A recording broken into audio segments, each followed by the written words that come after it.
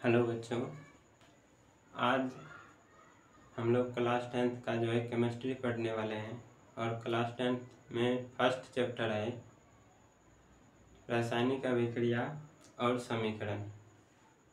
तो first chapter में है रासायनिक अभिक्रिया और समीकरण। तो रासायनिक अभिक्रिया क्या होता है? रासायनिक अभिक्रिया जब कोई पदार्थ विघटित होकर या अन्य पदार्थों से क्रिया कर भिन्न गुण वाले पदार्थों का निर्माण करता है, तो ऐसी अभिक्रिया को रासायनिक अभिक्रिया कहते हैं। तो कोई यहाँ आप देखते हैं कोई पदार्थ का मतलब है कि मान लेते हैं कि हम एक CaCO3 कैल्शियम कार्बोनेट लिए। जब इसको हीट करेंगे तो कैल्शियम ऑक्साइड और कार्बन डाइऑक्साइड प्राप्त होता है। तो कैल्शियम कार्बोनेट विघटित होकर भिन्न गुण वाले पदार्थ का निर्माण किया गया। यहाँ ये क्या है? भिन्न गुण वाले पदार्थ का निर्माण किया गया। अभिकारक में एक यौगिक थे, इसके बाद प्रतिफल में 2 यौगिक प्राप्त हुए। ये पदार्थों का विघटित होकर बना है भिन्न गुण वाले पदार्थ। दूसरा है कोई पदार्थ अन्य पदार्थ से क्रिया कर कोई पदार्थ, इस बार फिर अब कैल्शियम ऑक्साइड को लेते हैं। कैल्शियम ऑक्साइड को जल से अभिक्रिया कराएंगे तो कैल्शियम हाइड्रोक्साइड प्राप्त होता है। कैल्शियम हाइड्रोक्साइड प्राप्त होता है जो कि एक्वस होता है। इसका गुण, कैल्शियम हाइड्रोक्साइड का गुण और कैल्शियम ऑक्साइड का गुण भिन्न होता है। हाइड्रोजन का गुण और इसका गुण भी भिन्न होता है और इसका भी गुण भिन्न होता है। तो ये हो गया रासायनिक अभिक्रिया। अब रासायनिक अभिक्रिया के बाद है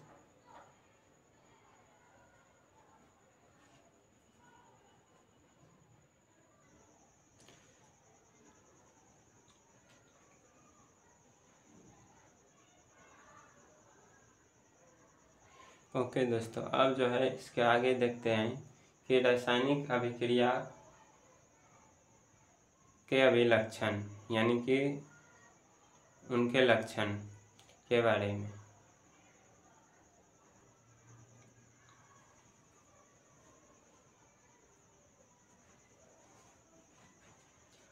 रासायनिक अभिक्रिया के पहला लक्षण क्या है कि ताप या प्रकाश का उत्सर्जन होता है। जैसे एक मैग्नीशियम ऑक्साइड, मैग्नीशियम का फीता लिए, मैग्नीशियम के फीता को ऑक्सीजन की उपस्थिति में जलाते हैं, तब मैग्नीशियम ऑक्साइड प्राप्त होता है। ये हमें राख के रूप में प्राप्त होता है। मैग्नीशियम ऑक्साइड को जलाने से पहले मैग्नीशियम के फीते को जलाने से पहले इसको साफ किया जाता है सरेश पत्र से या और किसी चीज़ से, क्योंकि इस पर मैग्नीशियम पर ऑक्साइड की परत जमी रहती है। तो परत जमी रहती है तो इसको जलाने के लिए उसको हटाना पड़ता है, ऑक्साइड को हटाना पड़ता है, तभी मैग्नीशियम को जलाया जा सकता है। इसे जलाना बहुत ही कठिन है, इसलिए मैग्नीशियम ऑक्साइड को जलाने से पहले, रिबन को जलाने से पहले इसे सरेश पत्र से साफ किया जाता है। इसके बाद इसको जलाया जाता है। जलाते हैं तो इससे चमकदार लो इससे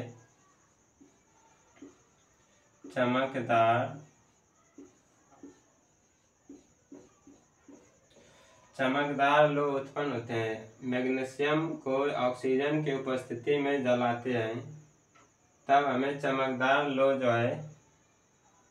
प्राप्त होता है। और ये जलने के बाद हमें जो है मैग्नीशियम ऑक्साइड प्राप्त होता है, राख के रूप में जो है मैग्नीशियम ऑक्साइड प्राप्त होता है। ये तो हो गया रासायनिक अभिक्रिया के पहला लक्षण। और दूसरा लक्षण है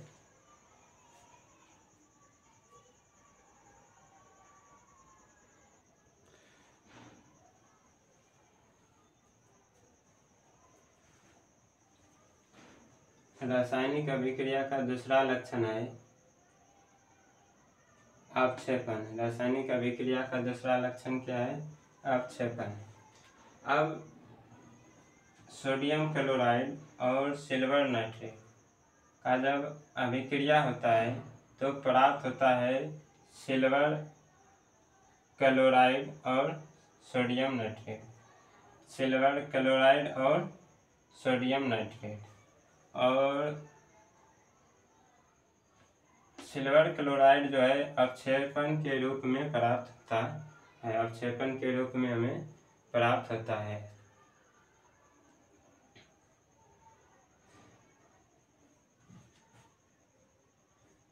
इसके बाद तीसरा लक्षण है हमारा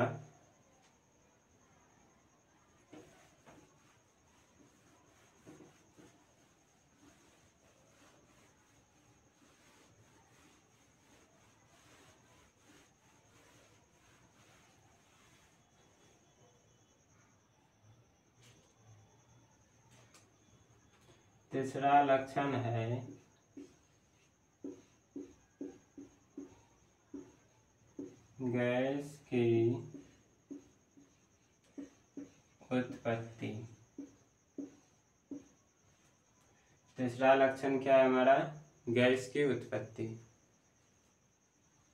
तीसरा अभिलक्षण है गैस की उत्पत्ति।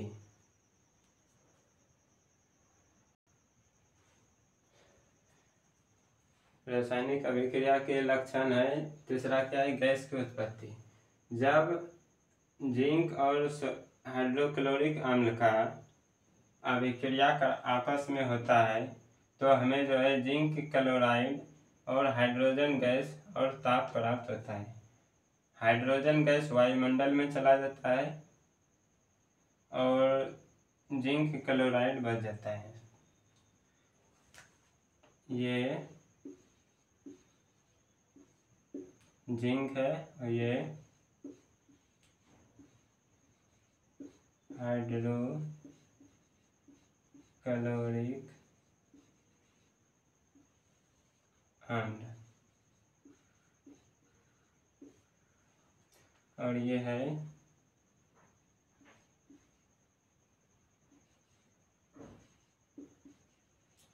जिंक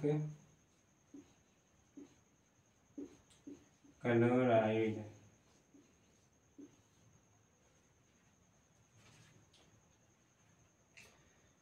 जिंक का सिंबल Zn, हाइड्रोजन क्लोराइड का सूत्र होता है HCl, जिंक क्लोराइड का सूत्र होता है ZnCl2, हाइड्रोजन का जो है H2। तो चौथा लक्षण है रंग परिवर्तन। चौथा लक्षण है हमारा रंग परिवर्तन।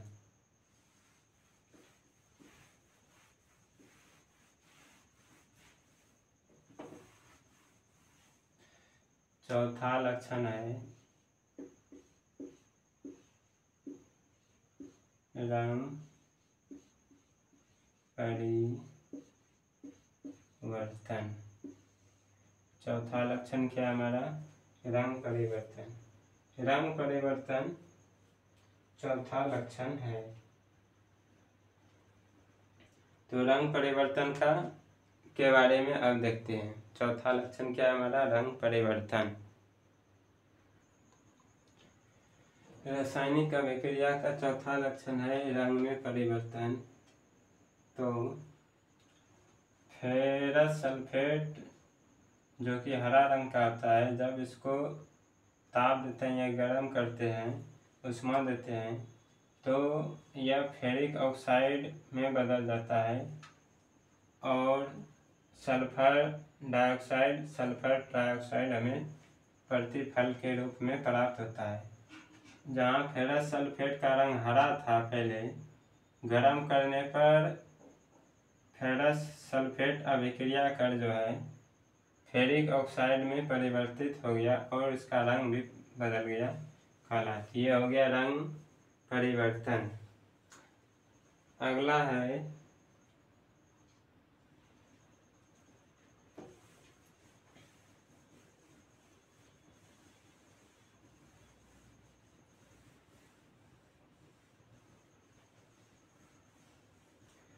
पांचवा हमारा है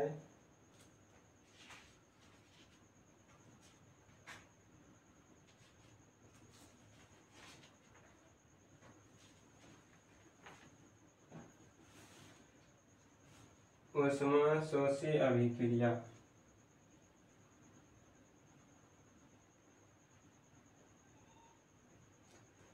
ये 4 ही मुख्य माने जाते हैं। इसके बाद आगे जो है पढ़ेंगे। अब रासायनिक अभिक्रिया कितने प्रकार के होते हैं?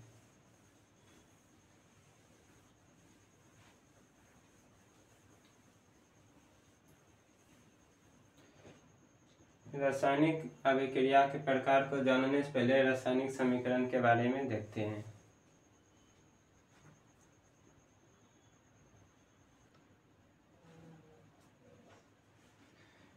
रासायनिक समीकरण। रासायनिक अभिक्रिया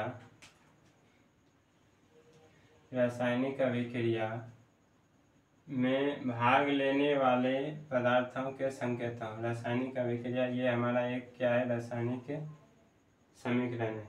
तो रासायनिक समीकरण में ये पूरा हमारा क्या है? एक रासायनिक समीकरण। ये हमारा क्या है? एक रासायनिक समीकरण। यहाँ पे 2 रासायनिक समीकरण दिया हुआ है।